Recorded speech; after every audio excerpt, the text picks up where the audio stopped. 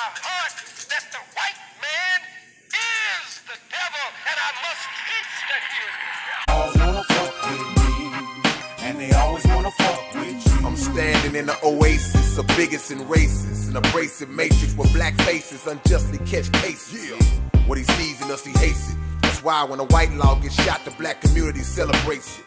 Our blood wasted and our spirits chasing. A pair of handcuffs is the closest thing we'll see to platinum bracelet. Reverse the situation and let him taste it. A chance to make a fuck the cop record, I'll embrace it. Piece of the black cop, murdered by the white cop. They been wanting to kill him, they just was waiting for the right spot. You crazy if you think the hating might stop. What you live by, you die by, so somebody will put his lights out. HPD stands for holding people down, but in this case I switched it to a hope police drown. Sweep the town till there's no police around, and only cop uniforms and white sheets are found. Everywhere I go, and everywhere I be, it seems like laws wanna fuck with me, and they always wanna fuck with you. Tell you, our system of justice, a person is innocent until proven guilty. And shot him 4 times. So this isn't racially motivated. Which doesn't capture the actual event. Do we know whether she's credible? Do we know whether we know this. She was alive? Let me ask you something. And that Michael Brown was the aggressor. Wow. Mohamed Noor was an immigrant from Somalia. Is that a relevant fact? This guy had been on the force for 2 years. He had 3 complaints against him. Does that seem like a lot?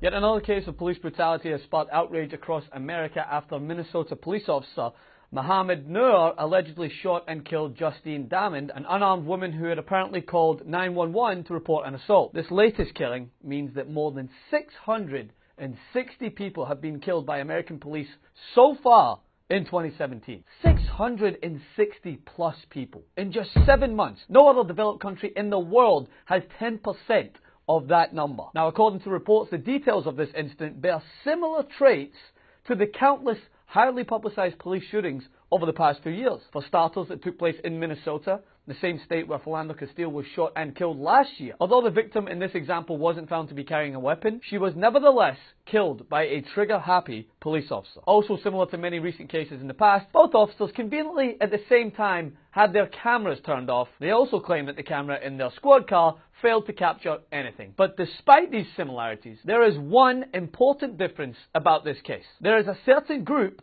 along with their most notable followers, who, despite being outspoken in the past in their support of officers accused of unjustified shootings, Blue lives matter in America. have had very little to say on this case.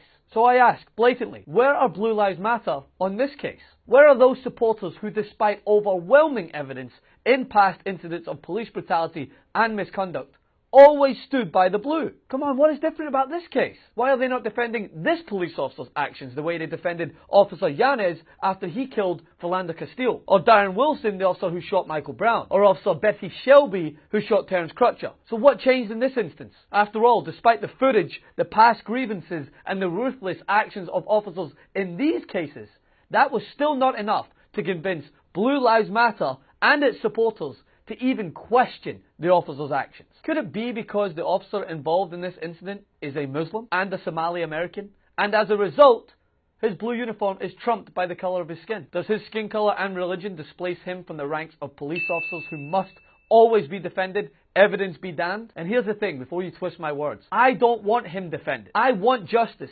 I want his actions scrutinised, and if he's found guilty, I want him punished. I want officers held accountable for their shoot first, think later form of policing. The same way I wanted Officer Yanez to face consequences for killing Philando Castile, but instead, he was defended despite the obvious footage demonstrating his guilt and eventually found not guilty. The same way I wanted Betty Shelby condemned for killing Terrence Crutcher, again with footage, but she was found not guilty. These cases and countless others have been met with outrage from the general public, but also with support from defenders who feel officers deserve protection above all else. But not in this case, and I want to know why. Despite all the similarities to the unjust killings that have torn apart black families, the officer in this case has not been deemed worthy of the usual full-throated defence by the bluebackers who fought tooth and nail to persuade us all that Michael Brown was on drugs or that Philando Castile was reaching for a weapon. After all, details surrounding this incident are still murky, and yet none of the blue backers are questioning the victim's actions or wondering whether her compliance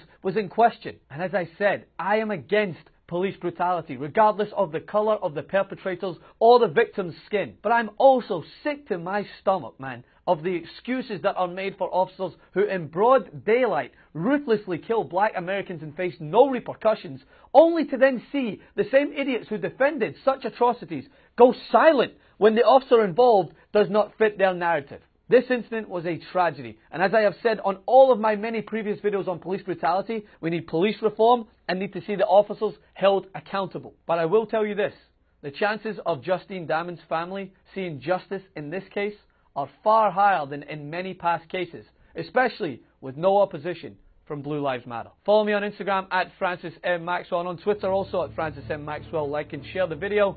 Continue to resist.